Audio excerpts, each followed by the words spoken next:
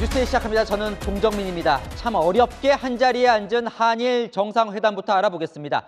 박근혜, 문재인 두 전직 대통령은 임기 내 한 번도 한일 양자회담을 갖지 못했습니다.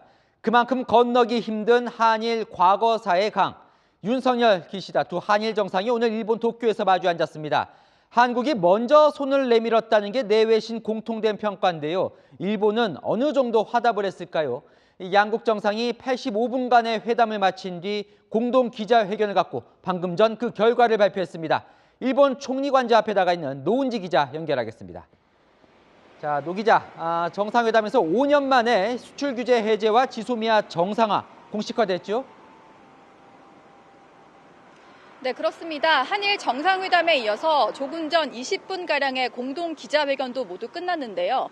정상회담 결과를 요약하면 한일 군사정보보호협정, 지소미아 정상화와 수출 규제 해제입니다.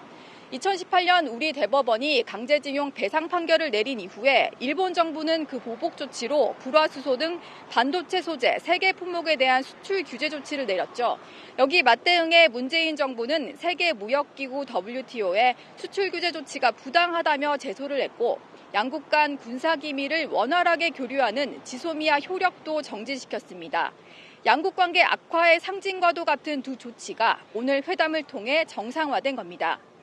한일이 서로를 수출 우대국 화이트리스트로 복원하는 방안도 추진하기로 했는데요. 또 한일 양국은 NSC 차원의 경제 안보 대화를 출범시키기로 했습니다. 경제 안보와 첨단 과학뿐 아니라 금융, 외환 분야도 협력하기로 했습니다. 앞서 대통령실은 오늘 정상회담을 관계 회복의 시작점이라고 했는데요. 공동선언문까지 내놓기에는 시간이 촉박했기 때문에 대신 후속 조치를 논의할 미래준비위원회를 구성하기로 했습니다. 자, 정상회담에 앞서 열린 공식 환영식 얘기도 좀 전해주시죠.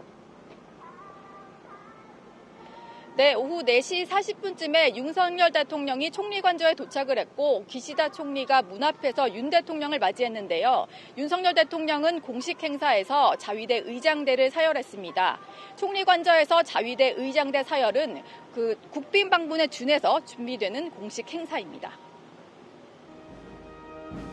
윤 대통령과 기시다 총리는 양국 국기에 경례를 하고 도열에 있던 양국 국무위원, 참모들과 차례차례 인사도 나눴습니다. 환영식에 이어 두 정상은 소인수 회담과 확대 회담을 잇따라 가졌습니다. 어려움을 겪은 한일 관계가 새롭게 출발한다는 것을 양국 국민들께 알려드리는 특별한 의미가 있다고 생각합니다. 日韓の首脳が形式にとらわれず頻繁に訪問するシャトル外交の再開に一致をいたしました。두 정상은 조금 뒤 공식 만찬을 합니다. 지금까지 일본 총리관저 앞에서 채널A 뉴스 노은지입니다.